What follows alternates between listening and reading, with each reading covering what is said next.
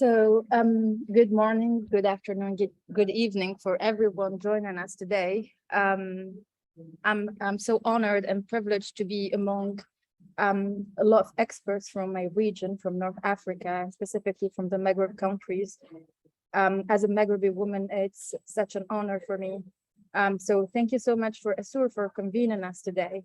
We will go through different presentations and hear from different experts, architects, and people with lots of knowledge today to work and to talk about the journey to document minorities, heritage, in the Maghreb. The session is divided in two.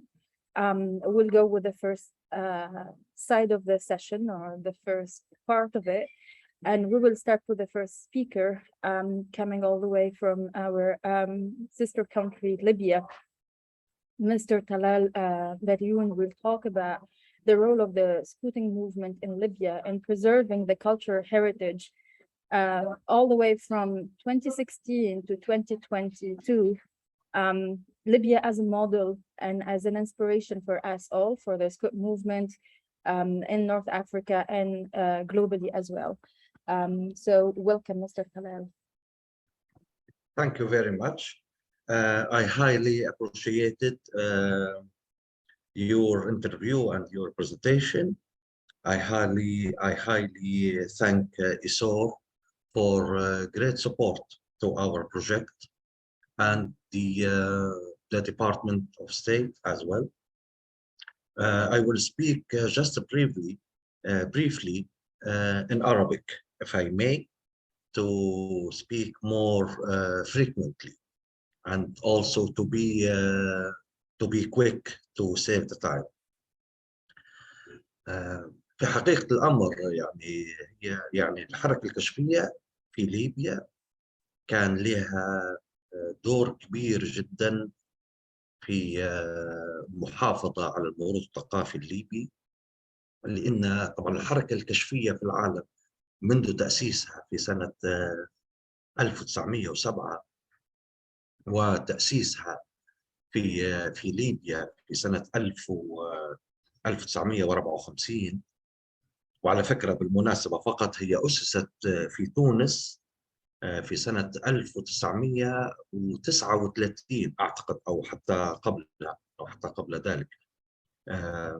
حتى أكون مختصرا، لأن البرزنتيشن بتاعي العرض التقديمي الخاص بي فيه الكثير من الجوانب التفصيلية، واللي حبيت نقولها أن هي يعني حقيقة رحلة فعلا رحلة رائعة جدا مع الحركة الكشفية في نشر مفهوم، في نشر رسالة واضحة جدا، وهي التوعية بأهمية المحافظة على الموروث الثقافي في ليبيا، وحتى عند دول الجيران، يعني اللي من نفس الإقليم وفي المنطقة العربية.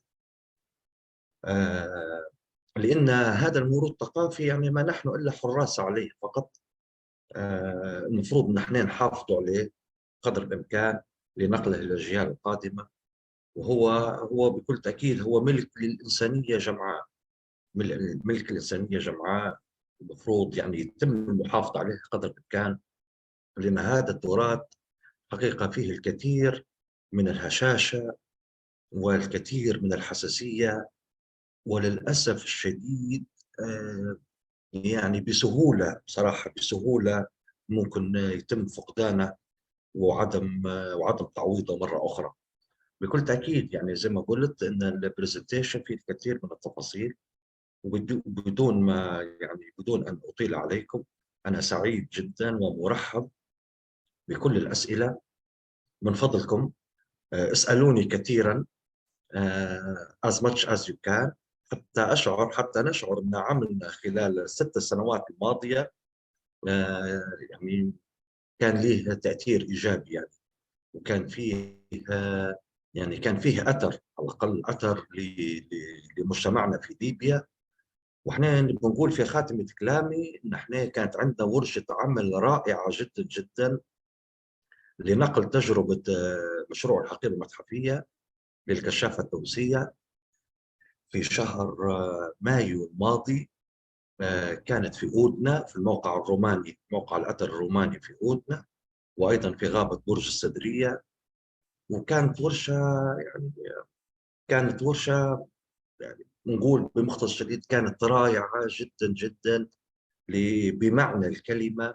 كانت ناجحة إلى حد كبير وكانت ملهمة، كانت ملهمة.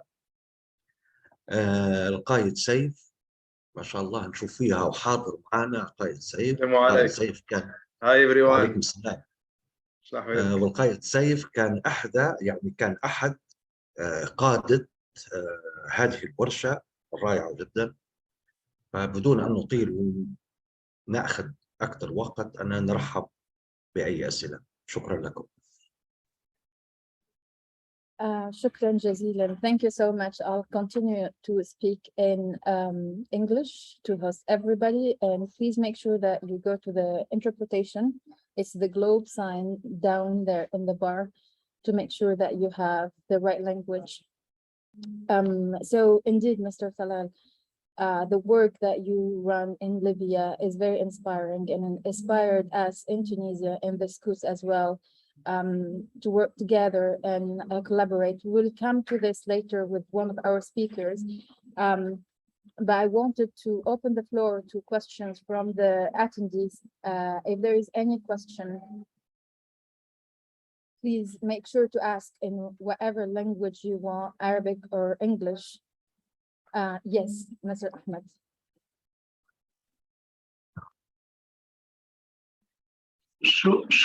شكرا آمنة. شكرا طلال. سأتحدث العربية هذه مرة مباشرة لأخي وصديقي طلال. طبعا العمل يقوم به طلال والفريق صاحب طلال فيما يخص برامج التوعية في ليبيا هو عمل كبير جدا، خاصة الأعمال المدعومة من أيسور. وإقحام حركة الكشافة في هذا المشروع كانت فكرة رائدة، باعتبار الكشافة في ليبيا برغم كل الانقسامات السياسية اللي حدثت، نقدر نقول هو من الأجسام القليلة جدا اللي تعد على أصابع اليد الواحدة اللي استمرت كوحدة واحدة في طول البلاد وعرضها، وكان التعاون مثمر فيما بينهم. يعني خلال ال5 أو 6 سنوات الماضية كل ما أعرفه أن أخي طلال وفريقه الممتاز اللي كان يقوده طلال أنجز أكثر من 300 ورشة عمل ما بين صغيرة وكبيرة في سبيل نشر الوعي بين المواطنين. حاول أن يكون فريق كامل من المتطوعين في طول البلاد وعرضها، في الصحراء، في الساحل، في الجبل، في كل مكان. حتى أن الحقيبة المتحفية اللي هو مديرها هي أحد أهم المشاريع اللي ساهمت حركة الكشافة في نشرها بين مختلف فئات المجتمع. وهذا طبعا شيء شرف كبير لنا جميعا ان مثل هذا المشروع يرى النور ويحقق اهدافه، وكل ما نتمنى له هو الاستدامه. يعني الشيء اللي نطلبه من اخويا طلال من كل اعضاء الفريق هو العمل باستمرار وتطوير هذا المشروع الى الافضل. والشكر طبعا بالتاكيد لمنظمه ايسور على دعم هذا المشروع وتبنيه مع السيد طلال وكل زملائه. شكرا. شكرا. We do have a second hand raised. Abdul Muttalib.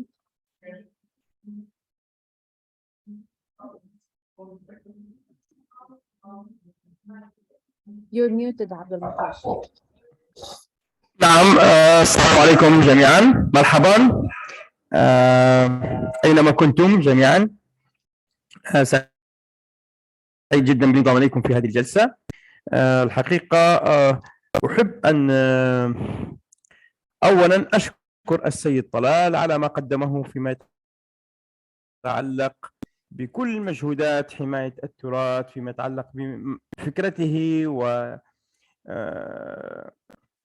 متابرته في مشروع الحقيبة المتحفية والندوات التي قدمت من خلال كل الأحداث والمناشط التي تتعلق بهذا الجانب، ورش عمل، محاضرات، معارض، عدة أشياء. الحقيقة كنت سعيدا جدا بمشاركة في بعضها.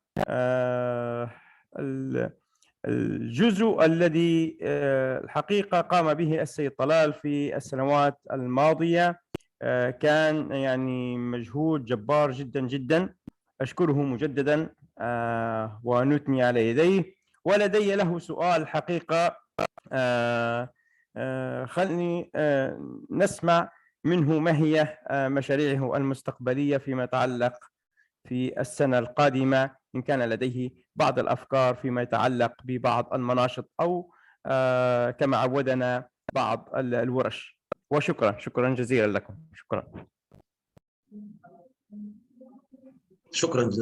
شكرا جزيلا دكتور أحمد سعد على كلماتك الرائعة وكلماتك المشجعة. حضرت معنا يعني بعد هذه الأنشطة، استمروا يعني ونتمنى استمرار حضورك معنا.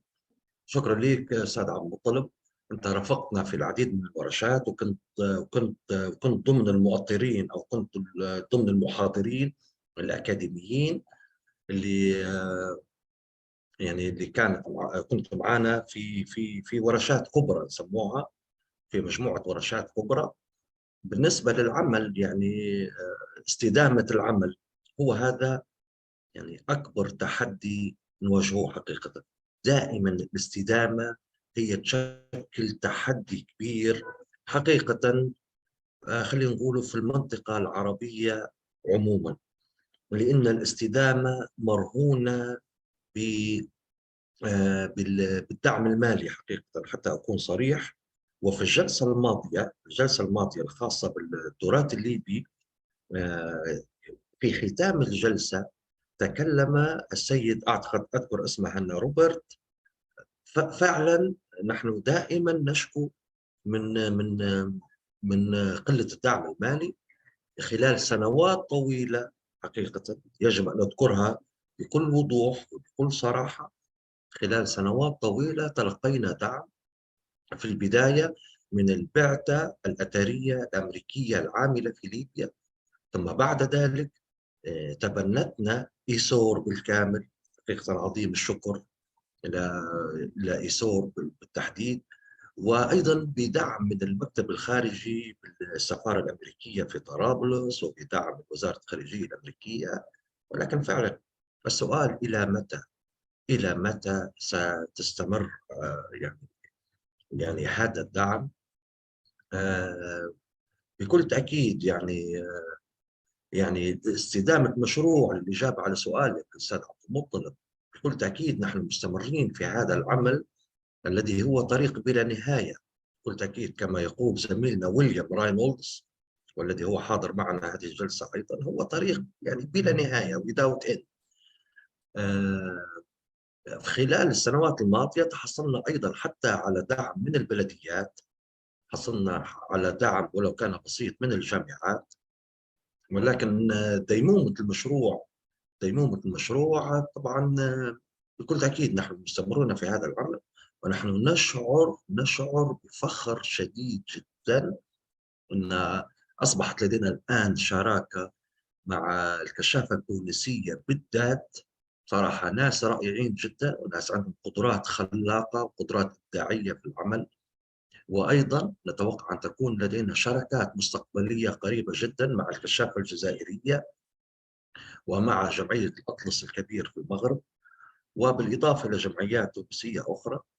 نحن نتطلع بكل تأكيد أيضا لنقل التجربة إلى دول الساحل التي هي يعني ما وراء الجدار الصحراوي، يعني ما وراء الصحراء الكبرى. وبكل تأكيد مستمرون في العمل. شكرا جزيلا. شكرا. I wanted to ask you, you responded to the challenges in terms of financial challenges and maybe also human resources. I wanted to ask you, because you worked across many regions or many areas in Libya, what are the other challenges that you faced? Was it security, resistance from local communities, or is it just mainly financial and human resources in terms of challenges? Thank you very much, Iman, for your great question. In fact, في حقيقة الأمر كانت لدينا تحديات كبيرة فعلا. الوضع الأمني في ليبيا حقيقة وضع صعب جدا جدا. يعني على مدى 10 سنوات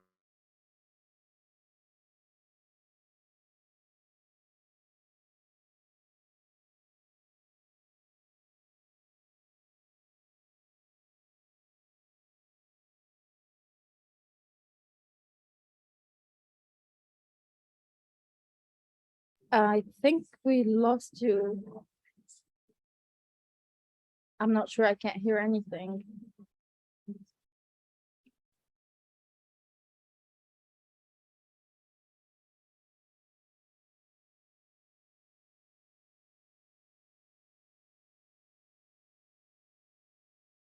Sorry, Amna, I think I would be able to help. I can call Talal, and if there's any more questions for him, to call him and put the speaker.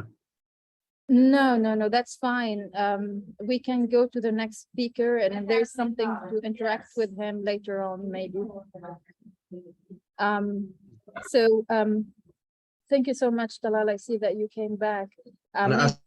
أنا آسف جدا حدث انقطاع. يعني للإجابة باختصار، هذه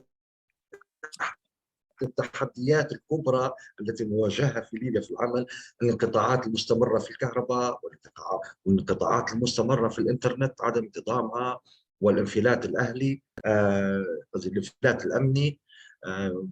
حتى أكون مختصرا جدا وأحافظ على الوقت، احنا نفذنا ورش عمل حتى في أثناء النزاعات المسلحة، حتى في أثناء حدود كلاش. يعني كان في كلاش واشتباكات مسلحة بالأسلحة الثقيلة، ولكن تمكنا من تنفيذ عمل وتمكنا من التنقل عبر طرق برية طويلة جدا لإنجاز العمل الذي نشعر بمسؤولية كبيرة للقيام به نحو مجتمعنا.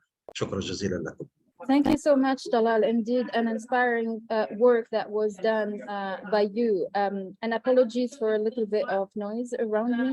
As I said previously, I faced some internet connection issues.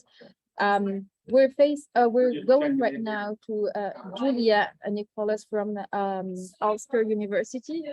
Julia will take us to talk about the survey project they run to record and protect the maritime ecology in Libya.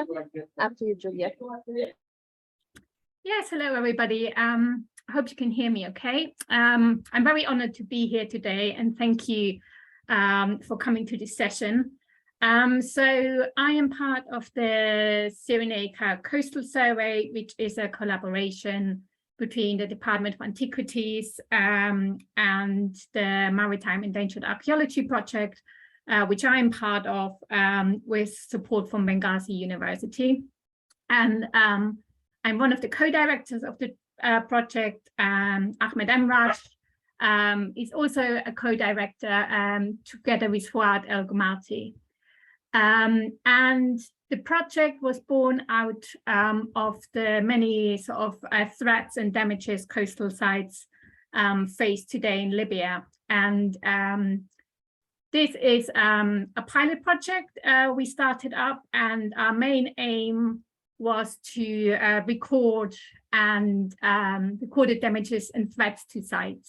So it wasn't so much about very detailed documentation about the sites, but it was looking at threats and damages. The survey area was between Chokra and Apollonia, and we recorded a whole series of sites, as you can imagine, mostly from the classical period, including harbor sites, farms, cemeteries, water management features. And the main threats and damages that we have recorded are, of course, two human and natural factors. Urban expansion is a massive threat to the archaeology. And I guess what is one of there's other threats and damages too, which are in the presentation, but I guess another one I want to highlight is coastal erosion that is going on along the coast of Libya and particularly in Cyrenaica. And there is, in some places where the coastline is less stable and less rocky, the retreat of the coast is quite severe and worrying. And we have been doing some work using geospatial techniques to calculate what the coastal retreat is going to be like in the future as well. And we used Apollonia as a case study. And yeah, it looks like the many of the features that are located currently on the shoreline of Apollonia, that in 20, 30 years, most of those buildings will be eroded away. Thank you so much, Julia. Indeed, it's important to see the future and what we can do to prevent that. I think we have an intervention from Andy. Up to you, Andy. Thank you, Julia, and I chose my background in recognition of your great work. I was very impressed with your paper and all that you packed into such a short presentation. 3 or 4 of the challenges that you mentioned, building and urban encroachment, agricultural activity, looting, involve threats posed from the local community. I was wondering if you've seen any outreach efforts change views, or if there's anything that we can do. One of the projects that Ahmed has talked with you some about is our efforts to involve the local community to change views in those areas, but also regarding climate change as well. Do you have any hope for that, or do you have any recommendations for outreach programs? Well, I think outreach programs are definitely sort of crucial to the work we're doing, and really important. We, in our project, haven't done any outreach yet, which is mainly because we only sort of just started up the project. Our funds are very small, unfortunately, at the moment, but we are currently working on applying for larger funds, and outreach will certainly be an aspect of this. But working on other projects, like I worked on the EMINA project before, where we did outreach, and we had like a pop-up exhibition that we've put together that traveled around the country in Libya and in Tunisia and across the MENA region. And those were really effective, and, you know, getting school children involved. I mean, we've heard that in the sessions before about protecting Libyan heritage is absolutely crucial. And it's a passion of mine. I would love to do more, especially in regards to maritime archaeology, and climate change is something which I don't think there's too much awareness about, sort of the threat the sea causes to archaeology along the coast. As well, I look forward to being in conversation with you. ASOR, under the direction of Dr. Ahmed, has received a small grant to do outreach and some awareness panels with solar energy. So your work will be very important if you're willing to work with us on that. So I hope to talk. And thank you again for this very important presentation. Thank you. Thank you so much, Andy. Thank you so much, Julia, for this amazing work. I was so thrilled to watch your video and see the recommendations, and I'm looking forward to seeing more of this work done. If there is no other question, I would have a question for you actually myself. And it's related to the recommendations that you mentioned. You mentioned for the upcoming steps, like issuing a guide, and other steps in the future. Did you start with that, or is it still an undergoing project with no implementation of the recommendations? Sorry, so I didn't quite catch the question. So my question is about that. Did you start implementing the recommendations that you came up with or not yet? No, not yet, not yet. Again, we are currently applying for funding to work on capacity building within maritime archaeology, which would cover a lot of those recommendations. We are hoping to get some archaeologists to learn how to dive, and we can then do some, face-to-face teaching on how to document underwater heritage, maritime heritage. And we are hoping also to do workshops, with the police and with sort of governmental bodies to raise awareness about archaeology.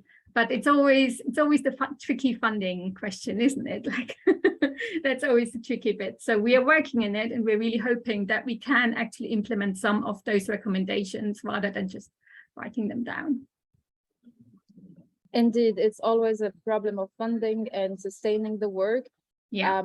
But I think, and I believe personally, as long as you have people who are dedicated to do the work, some magic would happen around and some funding would come over.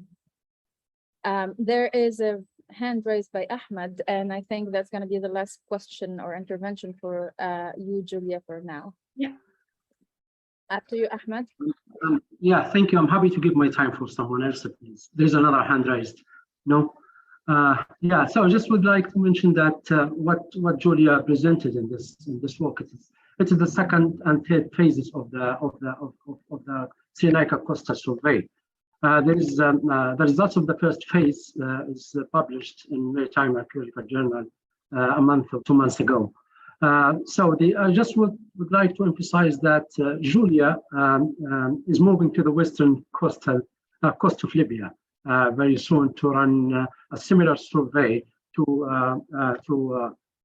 evaluate the conditions of the coastal sites, particularly Ruban villas along the coastal side of Tripolitania. And our colleague Muftah Haddad will be involved in this one. It's another cooperation between Maritime Archaeology, Endangered Archaeology Project, Maria Project, and the Department of Antiquity. And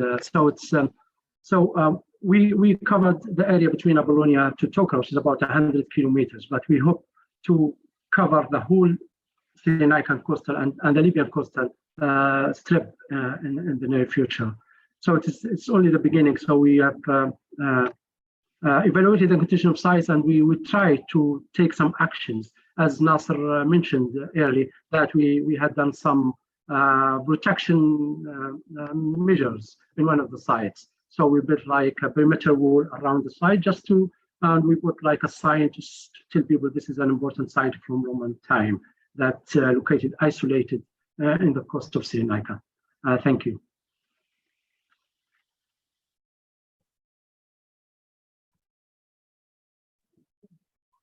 Thank you so much, Ahmed. Yeah, no more hands raised. Do you have anything else to add, Julia, or should we move forward? No, we can move on. Yeah. Okay, great.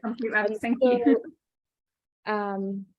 And so for now, I will move on to the, I thought Ines was not here, so I will move on to Yusra Biyar, but then I just was informed that Saif will speak instead of Ines. Is Saif ready, or should we start with Yusra first?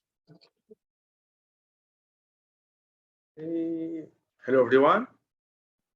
Hi, Saif. You hear me? Yeah.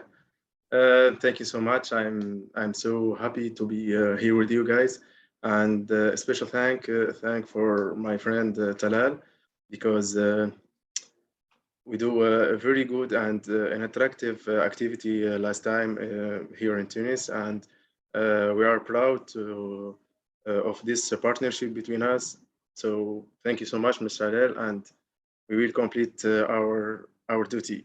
So now I will briefly present Turath project, because I am Ines is the project manager and I am the project coordinator, and he has a, a brother's wedding, so I'm here now, and I will be present to all the questions to you ask. So TORAT project will conduct in phase 1 a program of activities engaging youth, scout and non-scout, into a preservation and protection of historic and cultural monuments in all of 24 region, all the region of Tunisia. So these activities consist of granting cultural badge for 2,500 youth in 24 region, conducting dialogue sessions and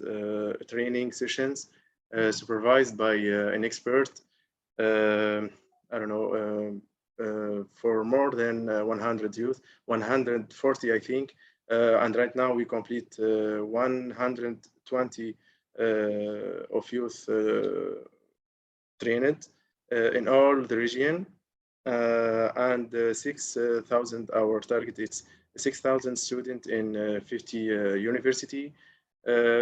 It also included various exhibitions, like we will do an exhibition in 24 region in collaboration with the group Scout for this region.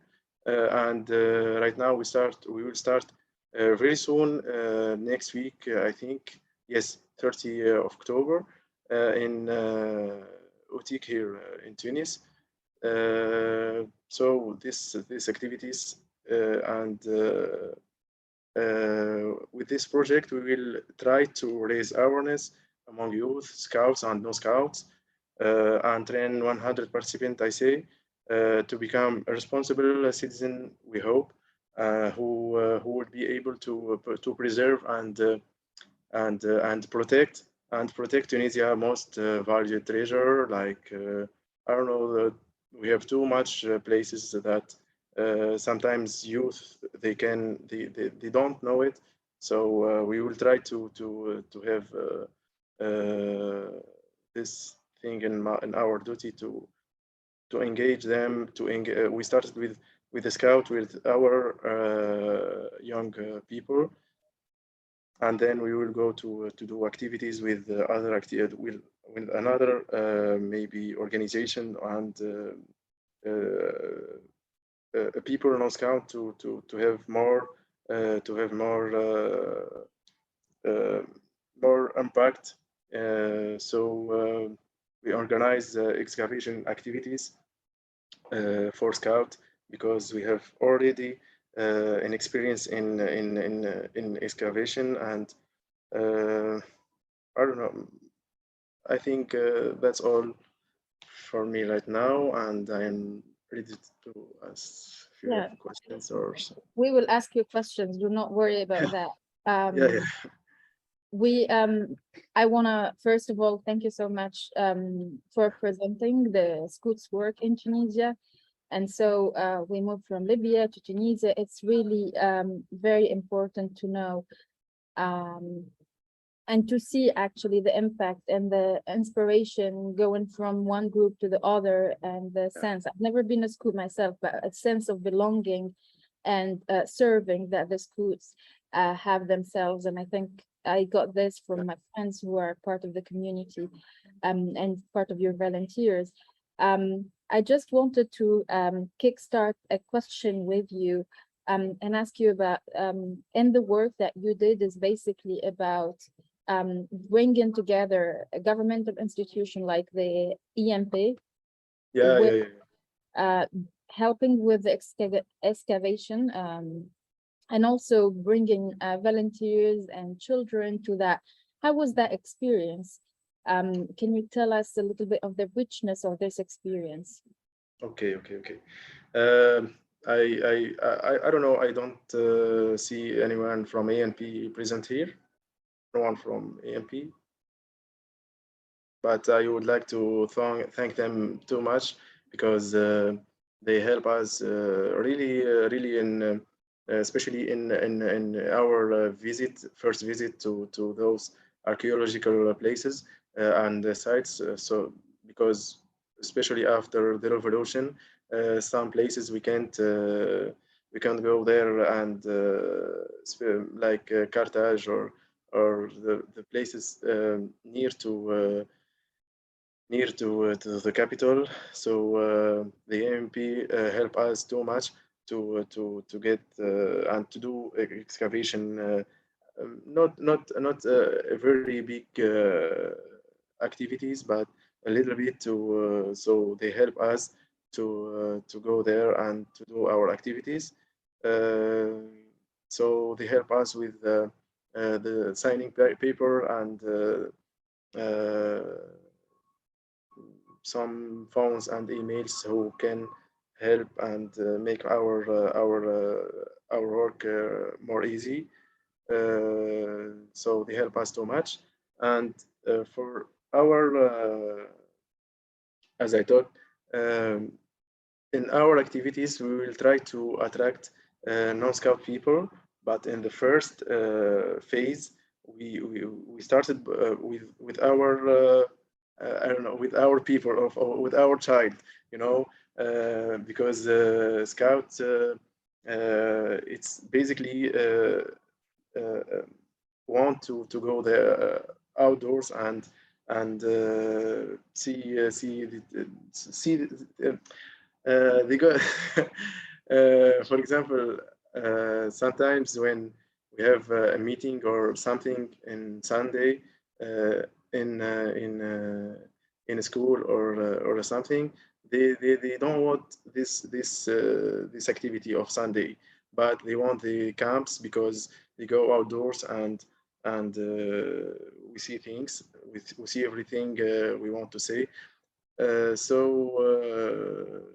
it's easy with our scout people to go there, and so we don't have any issue about people. Maybe we have a small issue is with the people needed to enter to the sites, and the AMP, as I say, help us. So we are lucky now because we have a very important capacities, and with the AMP and with this project ideas, we can go so far. Absolutely, their partnership is very important and add value. Will, I see your hand raised, please. Thank you, Amna. This is a question for both Qaid Talal and Qaid Saif. About the important roles of volunteers in both Tunisia and Libya. You know, we know that our colleagues at the ENP or the Department of Antiquities in Libya have a big responsibility, and much of their effort goes to protecting, in a sense, the parts of heritage that have already been officially recognized as part of heritage. A lot of these sites might be sites of classical antiquity. They might be sites of, you know, sort of history of a more distant past. But we know that your members of the Scout in Tunisia, the members, some of the volunteers that Qaid Talal, you've been working with in Libya, they are themselves, you know, maybe members of religious or ethnic minority communities. You know, people who have a sense of heritage that is often more specific and might not be represented or might not seem to be as acknowledged as some of the other sort of like a big site like Udna in Tunisia or a big site like Sabratha in Libya. And I wonder, as you both have been working with these volunteers, you know, many of them, again, let's say, potentially some of them might be members of a community like the Amazigh community in both countries. Are you seeing that there's a greater willingness to talk about heritage in a more expansive or inclusive way, to imagine that when we talk about heritage, we might be talking about a broader umbrella of resources that might reflect, you know, a greater vision or more pluralistic vision of what Tunisia is or what Libya is? Thank you. Okay. Mr. Sahel, you want something or? Thank you very much. I can just give just a brief of what's happening here in Libya, William. I will speak in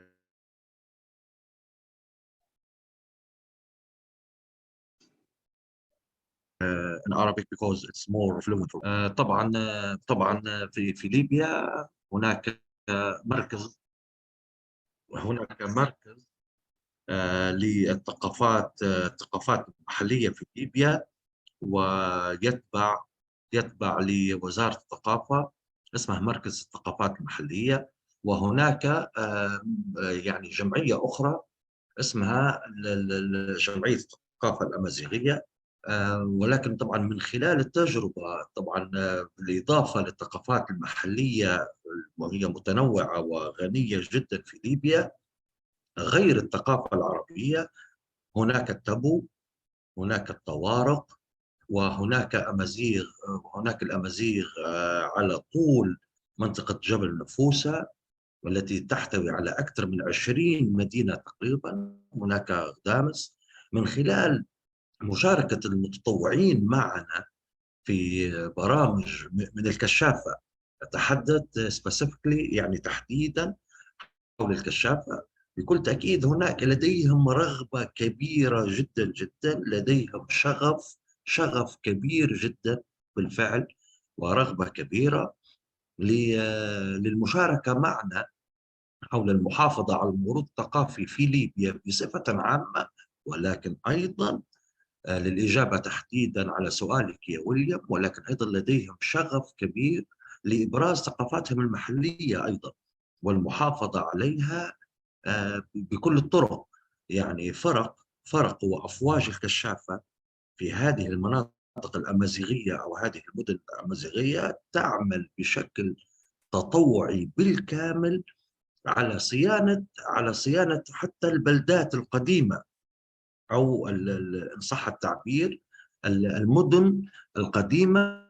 هي طبعا ليست كبيرة الحجم، ولكن طبعا عمرها في بعض منها إلى مئات السنين، في بعض منها عمرها آلاف السنين، بكل تأكيد بإشراف متخصصين، ولكن يعملون بشكل تطوعي وبشغف كبير جدا. طبعا ككشافة أيضا كشافة في نفسه. شكرا جزيلا. سامحني، لأنه الأخوة المغاربة مازال عندهم تدخل بعد إجابة سيف زاد، إذا كان ممكن باختصار شديد. نعم شكرا جزيلا، أنا أنهيت. شكرا جزيلا. سيف، إذا كان عندك إضافة. It's okay. I think because we have too much people, like maybe more than 60,000 of members in Scouts, and maybe more than I know, maybe more than 30,000 of them. They want to know more about archaeological site and everything about our historical. That's all. Thank you so much. Thank you so much. This is indeed very passionate as a topic to talk about, but I'm afraid that we will be taken from the time of our colleagues and friends from Morocco. And let me move forward to introduce you to Mrs. Yusra Biyad from the High Atlas Foundation from Morocco. She will talk about protecting the tangible heritage of religious and ethnic communities in Morocco. Up to you, Yusra. Thank you so much. Hi, everyone. I think, can you hear me? Yes, Hello? we can hear you. Okay. Thank you so much for the opportunity. I want to thank ASOR, and I want to thank a lot of people here that I recognize, Talal and Saif, Hyde. You are great hosts for me in Tunis. So basically, to be very brief about our presentation, about our paper, the idea of the project came from, from the work that Morocco and High Atlas Foundation is already doing when it comes to preserving the cultural heritage of Morocco. So ASOR came to complement and support the efforts that we are doing in regards of preserving the cultural heritage of the minorities in Morocco, including the Jewish communities, the Amazigh communities, and the Christian communities. So basically, our objectives in terms of the project were to digitize and inventor the sites of religious and ethnic minorities in Morocco. We were able to work so far on and map 160 sites, all related to the Jewish cultural heritage and to the Amazigh and the Christian heritage. We were able to mobilize all of these communities in our work, which was great, to bring the Jewish community to work on preserving their own cultural heritage, to bring the Amazigh community to work on their own cultural heritage. So it was a way to bring the communities and the people closer to their identities and closer to their roots. All of this work was also an opportunity, you know, for all of these communities to come together, to discuss, to share their perspective and perception of their own identity, and eventually to realize that you know, we have one identity, and it's multiculturalist, and it has a lot of history in it. So far, we were able to train more than 90 representatives of these communities.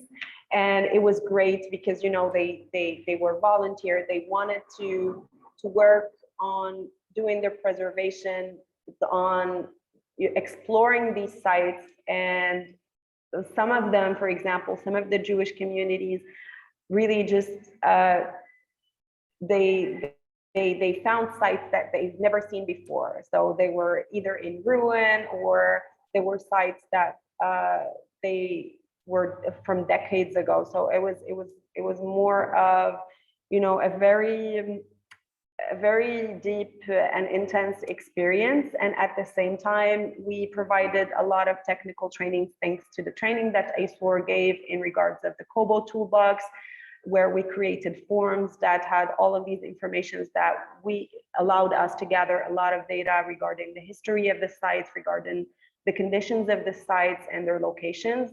And at the same time, we complemented these mapping and these data gathering with the QGIS, which my colleague here at CRIM is an expert on.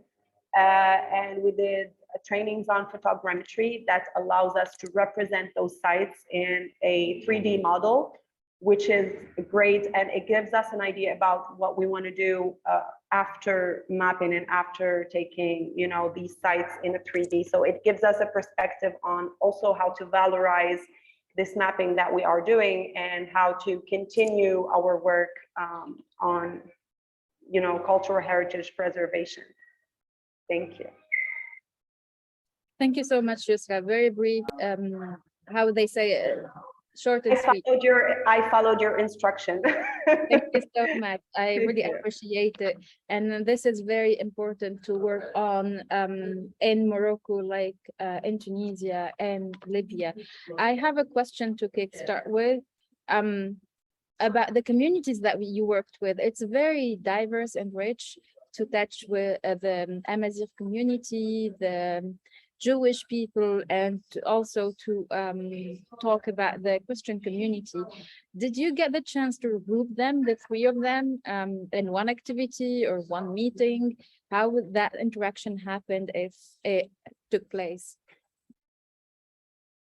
Well, first, to be able to gather the communities was very easy, because when you talk about their own cultural heritage, everyone is mobilized. They want to work on it. They want to preserve it. They want to showcase it to the world, because, you know, they're Moroccans after all. Everyone is Moroccan. They want to show that that is part of the Moroccan identity. So it was very easy, very fluid. And as I said, the project in general and HAF's work in general is to be able to provide this platform that can gather all of these ethnicities in one place, and that can exchange a discussion and perception of things. And it was smooth. And at the same time, it was very fruitful, because, you know, you share history. For example, in our presentation, we gave a site and it's called Shireen bin Yunus, which was a site that actually is historically said to gather all three Abrahamic religions. And so we gather the three religions. We have three representatives from the three religions at that site visit, and all of them were sharing their perspective on the site, and each wanted to take, this is a Christian site. No, this is an actual Jewish site. This is a Muslim site. And so everyone was sharing the history behind that site. And after all, the site itself represented all three Abrahamic religions, because it was a darih, it was a saint that's said to be Jewish, with an architecture that represents the Amazigh architecture, and at the same time with Muslim verses of Quran written on the wall, and at the same time was visited by our Jewish community that said that is a Jewish person that came from a Jewish descendant. So that place itself gathered all three representatives, and at the same time represent identity for each and one of them. So that was a very, as I said, very emotional, and at the same time very fruitful conversation that went between all the representatives from the three communities. As you said, this is very, very important, uniting religions, and after all, it's our identity. And I would say not only Moroccan, but it's a North African, Maghrebi identity. And I'm sorry, I'm phasing out of a cold, so my voice comes and goes. If there is any other question to Yusra, I think she would be very happy and enthusiastic to respond to. If not, I have another question for you. I really enjoyed your project, and I wanted to ask, because our, as North Africans, our heritage is very oral. And so did you start documenting when talking to those people? Did you start to document the oral history? Yes, so that's actually a very interesting question, because we have been collecting even verbal history from the people and the communities in those sites that we visit. And one of the things that HAF does is that we try to create articles, we try to create stories that speaks for the communities themselves. So we hear the stories from different perceptions, and it's different. So you get one person that tells you a story, but then another that gives you a different story, but it crosses at some points. So you get a story behind, a certain site or a specific place that you visit. So I think that's also one of the cultural heritage that we are trying to collect as well, and we are trying to preserve as well, which is the verbal history as well. So yes, we are doing work when it comes to this, and a lot of articles were written at each and each site visit that we collect from the communities themselves. Great, thank you so much, Yusra. And from Yusra, we move to your colleagues, Katie and Yusuf bin Meir. Katie Bersege and Yusuf bin Meir from the High Atlas Foundation, to talk about preserving and perpetuating memories from Moroccan multiculturalism. Is Yusuf here? He will be the main presenter.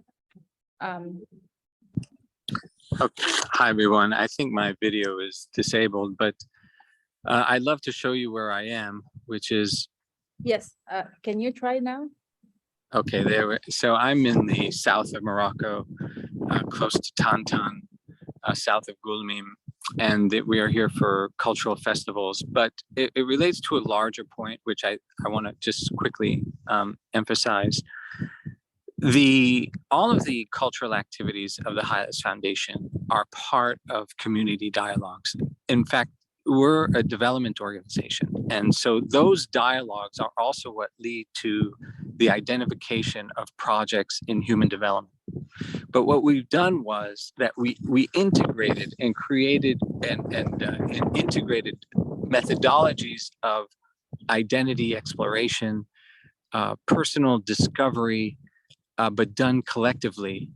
And so those stories that is done in that kind of discussion, local setting, not only raises awareness of cultural past and how it relates to each other in that locality.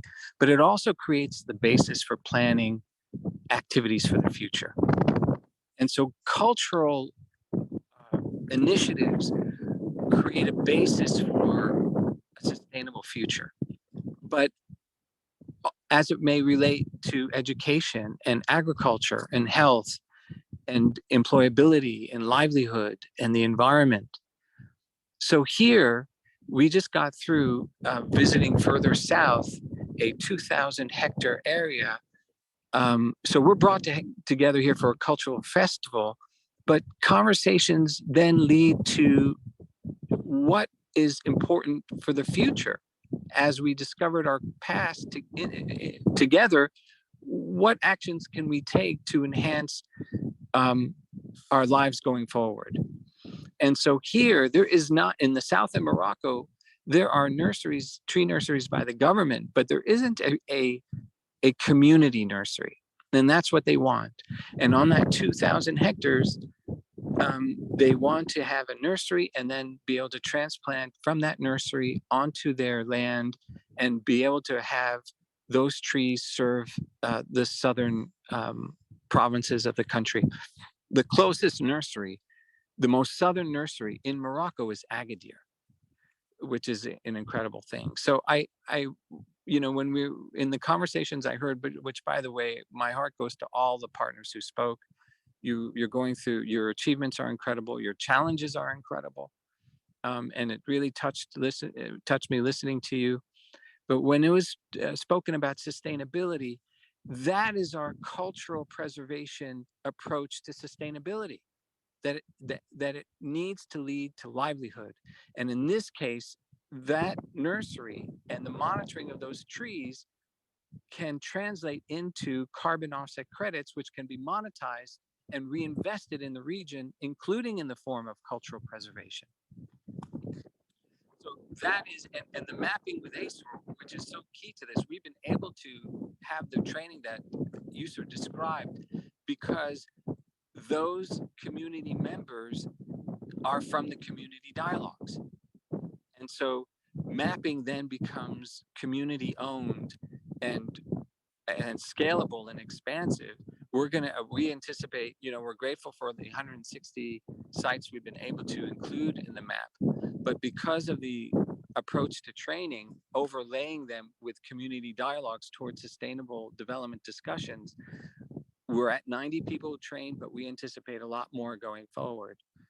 So that's what I'd like to convey to you, that somehow in your way, and what's viable where you are, if we can lead our processes toward making better the future in the ways that communities decide, that is our best assurance for cultural preservation going forward.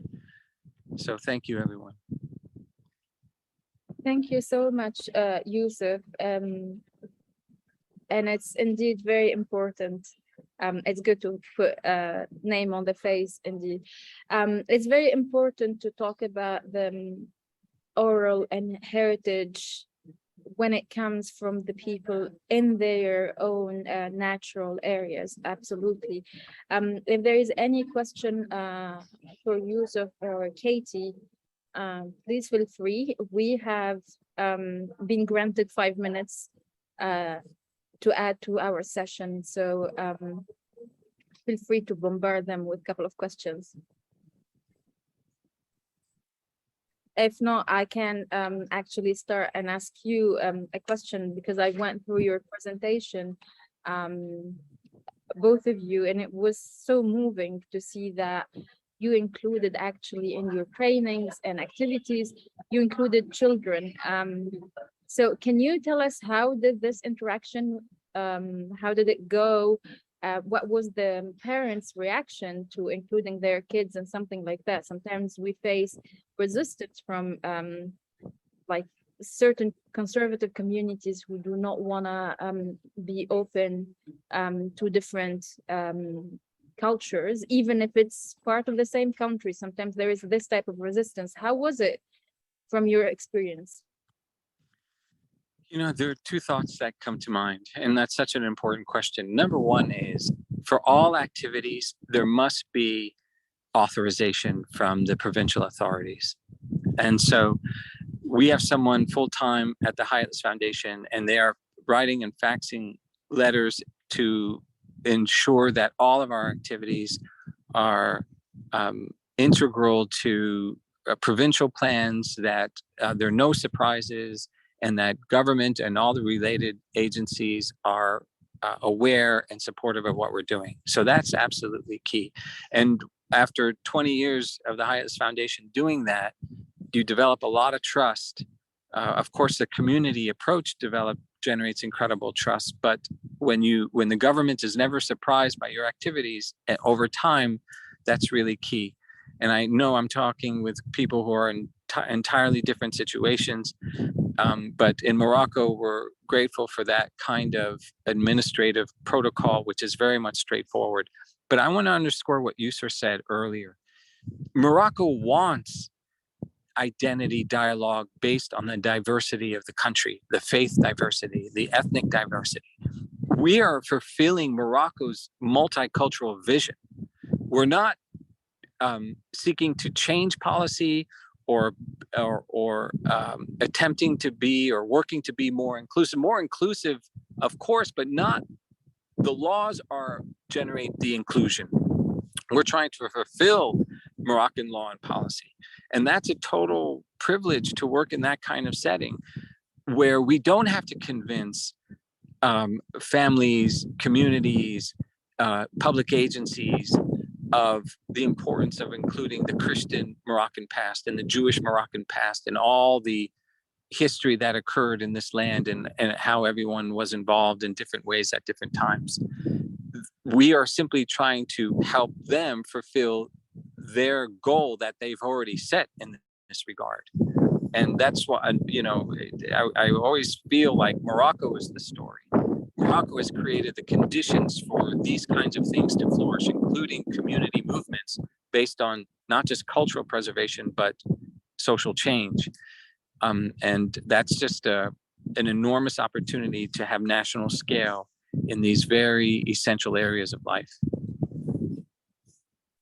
Thank you so much. You make me feel proud as a descendant of, I think my great-great-grandfather was Moroccan, and that makes me very proud personally to see that, and envy you as a Tunisian national, that we sometimes do not face the same thing. I will pass it over to Andy to have the last intervention.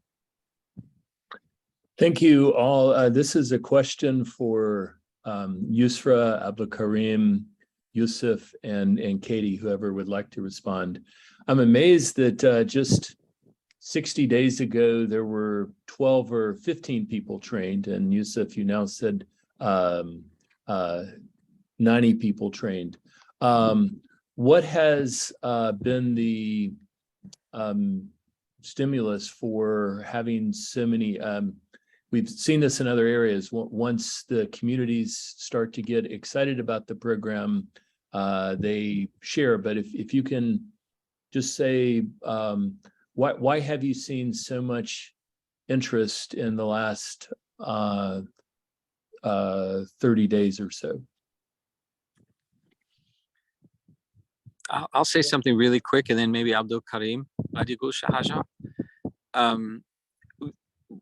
When Abdul Karim, we went through a heritage tour in the South. It was over about a week. We had 8 events. There were hundreds of people at each event. And they follow conversations about the past, but then about the future. And the future involves water and schools and all the different things that people seek in their lives and priorities based on their own desires. And Abdul Karim is those communities pre-selected youth to join Abdul Karim for those hours and receive training. What's important is that communities see that we're not just dedicated to mapping sacred historic locations where they are, but we're dedicated and not just generating their stories and writing about them and publishing, and we're dedicated to that. but we are dedicated to their best future. We're not going to leave once those stories are generated and once those maps are made. And they know that. And so that creates a whole different kind of relationship. We're able to get to that number, Andy, because they know and we are dedicated to a sustainable future. Driven by culture, incorporating mapping, but ultimately leads towards better lives and the way that they want them to be better. Thank you so much, Yusuf. There is also Yusra who raised her hand, and it's gonna be the last intervention. Thank you so much. And I just want to add to what Yusuf said in regards and to answer Andy's question as well. So there's two important points to really that we should focus on. First is that ASOR and HAF's vision and objectives already align with the desires of these communities. So we came in, we wanted to do the mapping and inventorying, but we found that people also wanted to do that. They didn't have a way, they didn't have the right technical support that today we are offering. So both of our visions aligned, and we are here to support their ideas and what they already want to do. And the reason why it was easy to mobilize these 90 representatives from the communities, and I will give an example of the Jewish community, for example. For us, it was a challenge at first to access some of the sites, but we did have the community with us, and the community just facilitated that access. And at the same time, questions were raised. Okay, so you are doing work on preserving the cultural heritage in these sites. Can we be part of it? Can we get the support needed? We can help in this. We can also give you some sites that you can work on. And so that the discussion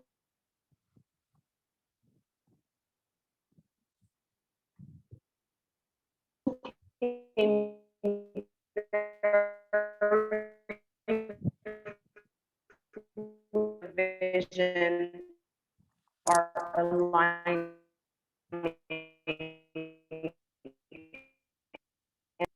Thank you. I think I froze for a second. I don't know if you were able to hear. I just want to say something really quick that, these processes, I would never, you should use the word easy. What makes it doable is the fact that we're in a society that wants these things. It's really, really hard.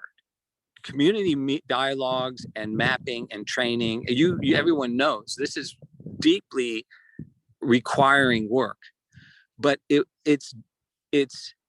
but when you're trying to fulfill what the country has already set for itself, then it becomes, you don't have resistance. And that's really, really important.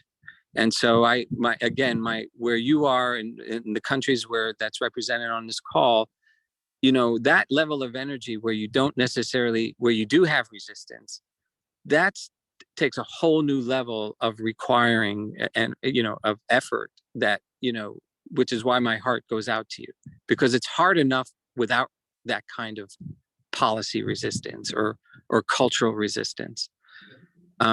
But we don't have that kind of there's not a cultural resistance here or a legal one. And so it makes it possible. Thank you so much. It's very important to acknowledge sometimes that we have some privilege in some countries, and also to acknowledge the challenges that we go through, whether with privilege or not.